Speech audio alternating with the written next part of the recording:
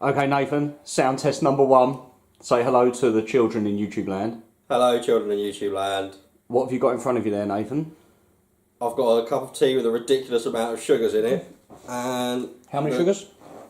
Well, 2 iceberg-sized lumps. And a Asherilatarum data card box.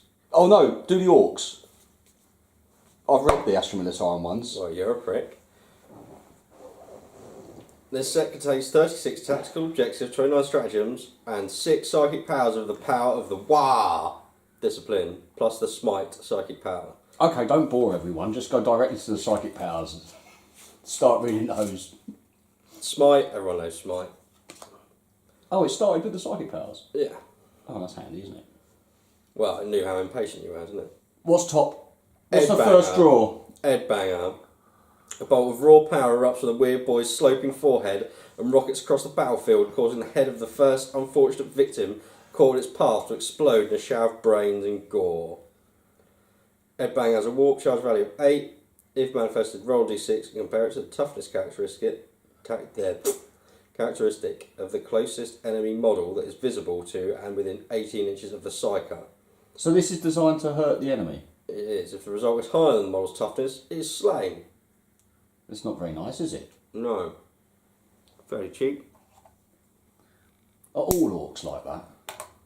Like, you know, mean? Yes. Generally, orcs are dickheads. Let me read the card.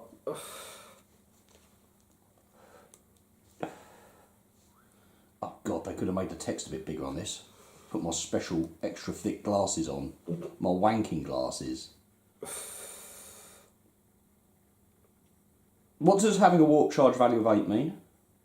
It means you have to roll higher than 8, I believe. I don't know, I haven't read how psychic powers work. Probably should have done that first. On 2 dice. Yes, it is on 2 dice.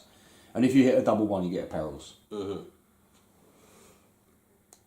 And double 6? Is it still double 6 and double 1? If the result is higher than the model's toughness, it is slain. How likely are you to come across an infantryman or a character or someone that has a toughness of 6, meaning that if you cast that power, you're going to require a 6 to... Hold on, does it say beat it or equal it? If the result is higher than the model's toughness, it is slain. So that won't hurt anyone with a toughness of 6. Indeed. So you're not destroying any monstrous creatures with that.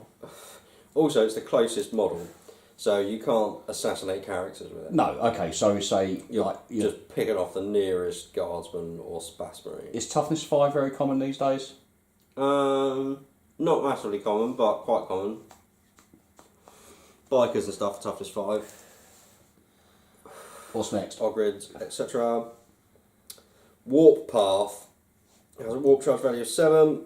If manifested, a friendly orc unit within 18 inches increases that unit's attack characteristic by 1 until your next psychic phase. So that makes your bashy orcs even more bashy. That's good, isn't it? Yeah, quite like that one. Mm-hmm. Stick on the pile, old boy. The Jump. Warp value of 7. Select a friendly orc infantry unit within 12 inches of the psyker. Remove that unit from the battlefield and then set up anywhere on the battlefield more than 9 inches away from any enemy units. That unit counts as having moved for rules purposes such as firing heavy weapons. Only moved. So then you can charge. You could still assault, yeah. But obviously it's going to be a long assault because you're going to have to get at least a 9. No. Well, an 8. 8. You only have to be within an inch. Yeah.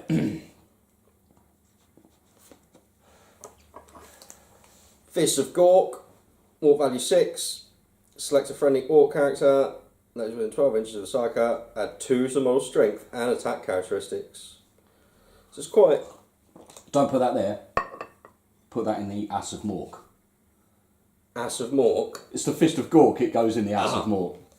Just a little joke there. We're going to have to try harder than that, boy. The Crunch has a warp charge value of 8. If manifested, select an enemy unit within 18 inches of the psyker. Roll a d6 for each model in that unit. For each roll of a 6, that unit suffers 1 mortal wound. How many dice? Ow. Roll a d6 for each model in that unit for each roll of a 6. Oh, okay. Then roll 2d6. On a 10 plus, roll a d6 once more for each model in that unit. For each roll of 6, that unit suffers 1 more wound. So that must be quite powerful. What's that to cast? Warp charge is only 8, so if you cast that on a large enemy unit, like say you did that on like 30 guys or something. 30 dice, yeah, but a mortal wound 6. is basically going to be an insta-kill against everything that doesn't have feel no pain, right?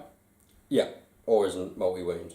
And then if you're on a 10, 11 or 12 on your 2d6, you get to do it all again for the surviving models. Now, because that's targeting each individual model, does that mean that, say you've got a unit of 5 guys with 2 wounds on each guy, say you get lucky and you hit 3 6s on your roll, does that mean you've then got 3 guys with 1 wound each?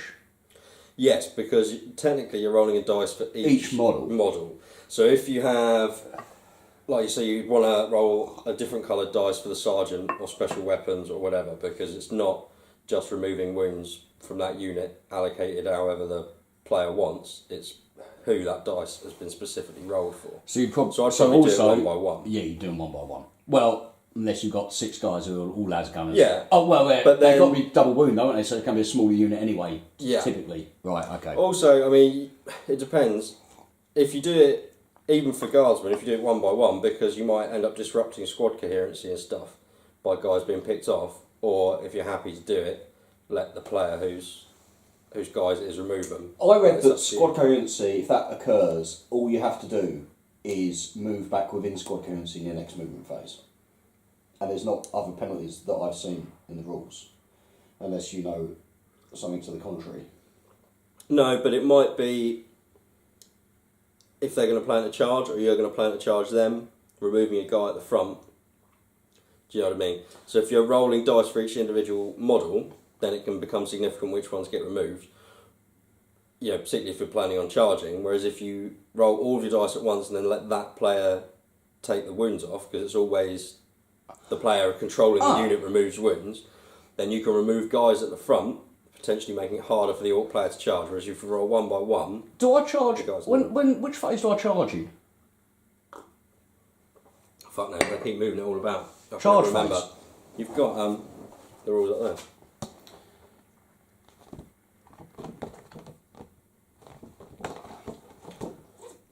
I charge in the charge phase. Indeed. So yeah, and this happens as part 2 of the turn, Sonic. So you're absolutely right. So you can stop that charge before Yeah. maybe. So, as it's written, you should be rolling a dice for each individual guy. So there may be times when you want to make sure of that because you'd prefer guys at the back to die if you're planning on charging them later on. But it all depends. If you're just doing fast rolling, but then you'd have to allow the player who it is to remove casualties. It's your turn. Do my psychers get to do psychic powers? No, they can only. I don't think so. Anyway, find out.